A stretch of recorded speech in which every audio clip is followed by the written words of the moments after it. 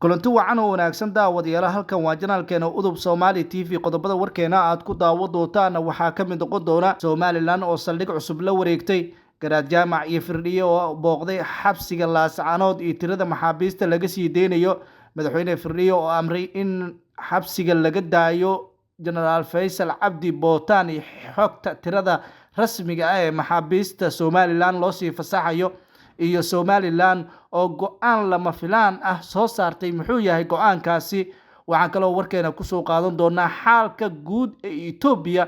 qodobadaas iyo qodobo kale oo xiiso badan ayaan daawadayaal warkeena ku soo qaadan doonaa daawade haddii aad janaalkeena ku cusub tahay subscribe noo saar janaalka like share iyo comment waa dhankiina aan ku bilaabo qodobka ugu horeeya ciidanka Somaliland ayaa saldhig cusub kala wareegay maamulka waqooyi bari Soomaaliya wararka ugu dambeeya aan helayna ayaa waxay sheegayaan in qaar ka mid ah salaadiinta beesha warsangeli ay toos ugu wareejiyeen saldhig ay ciidamada maamulka waqooyi bari Soomaaliya ay ku sugnaayeen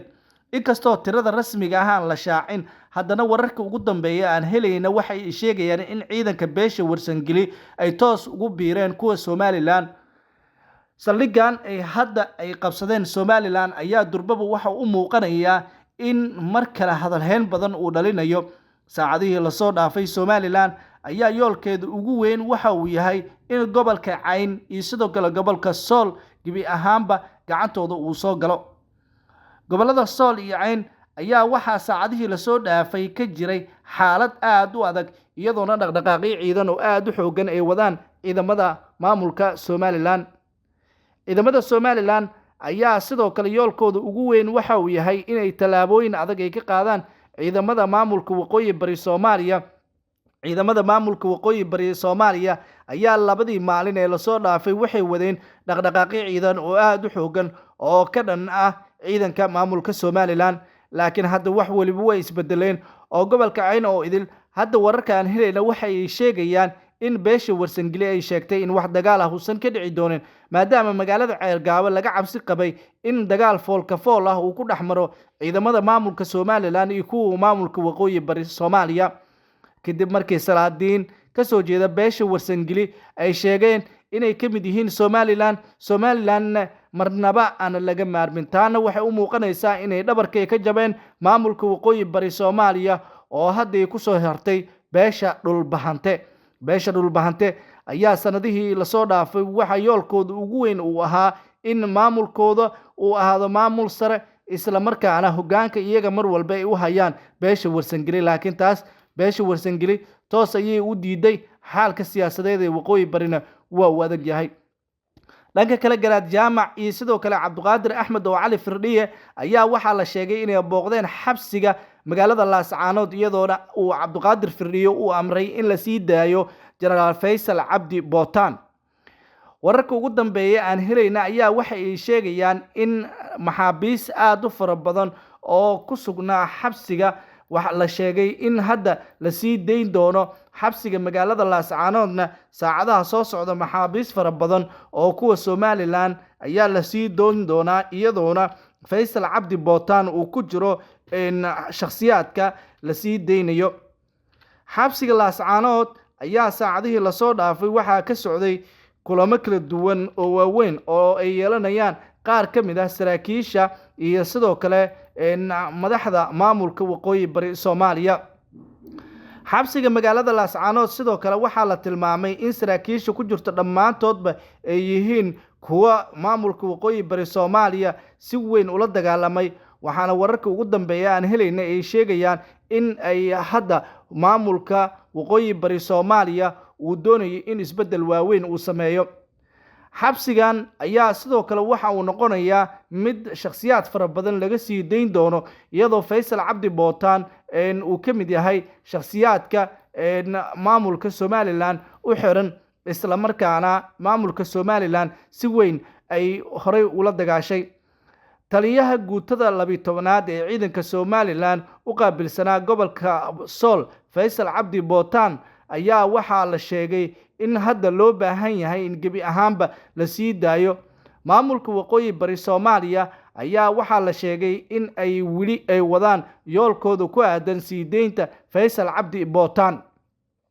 Bootaan ayaa waxa uu bootaan waxa uu kale uu ka mid yahay shakhsiyaadka mayalka adag jecelna inuu burburiyo maamulka waqooyi bari Soomaaliya laakiinse hadda wararka aan helnay waxa ay sheegayaan in ay aad culays xoogan uu la kulmayo Faysal Cabdi Bootaan maalmihii la soo dhaafayna waxaa la sheegay in Faysal Cabdi Bootaan uu ku dhibaatoonayay xabsiga magaalada Laascaanood madaxweynaha maamulka waqooyi bari Soomaaliya Cabdiqaadir Axmed oo Cali Firdhiye ayaa waxa uu horey u sheegay in ay maamulkiisu aysan marnaba raali ka ahayn in dadka la dhibaateeyo isla markaana hadda ay diyaar u yihiin in ay wax waliba ay fududeeyaan taliye Faysal Cabdi Bootaan ayaana la sheegay in uu ka mid yahay shakhsiyaadka mayalka adag ee Somaliland mar waliba doonaya in uu garab siiyo Faysal Cabdi Bootaan haddii maamulka waqooyi bari ay sii daayaan waxay noqon doontaa mid faa'iido fara badan ay ku heli doonaan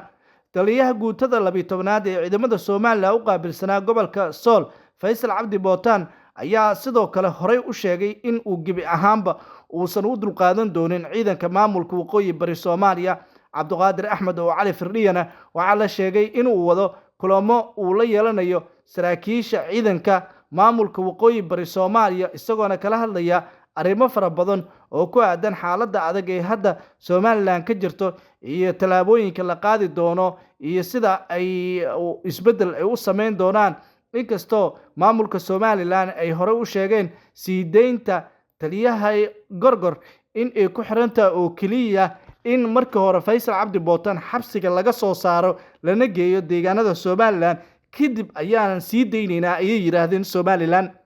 Somaliland ayaa yoolkooda ugu weyn waxa uu yahay in marka hore la sii daayo Faysal Cabdi Bootaan kadibna ay wareejiyaan Xasan Ciraaqi iyo Faysal Cabdi Bootaan ayaa la isku bedelan doonaa inkastoo wiil u dhalay Janaraal Faysal Cabdi Bootaan uu fariin u diray garaadada Laascaanood uu sheegay inuu soo deeyaan aabihiis isla markaana mar waliba loo baahan yahay in wada hadal wax waliba lagu dhameeyo hase haatee hadda wax waliba waxay u muuqanayaan inay isbedelayaan maadaama maamulka Somaliland ay gacanta ku haystaan sargaal ka tirsan dowladda Soomaaliya dowladda dhaxana ay aad ugu dadaalayso sidii Faysal Cabdi Bootaan loo sii deyn lahaa isla markaana loogu wareejin lahaa maamulka Somaliland kadib ay u soo deyn lahaayeen Xasan Ciraaqi wararka sidoo kale waxay sheegayaan in saacadaha soo socdo ay diyaaradda ay qaadi doonto Faysal Cabdi Bootaan lanaga deji doono magaalada Hargeysa ee caasimadda maamulkaasi sidoo kale wararka ugu dambeeyaan helena waxay sheegayaan in Ethiopia wali xiisadii ay ka ololsan tahay saacadihii la soo dhaafayna jabhadda TPLF iyo kooxda Faano ayaa waxay qabsadeen ciidamo aad u fara badan oo Ethiopian ah sida wararka aan ku helayno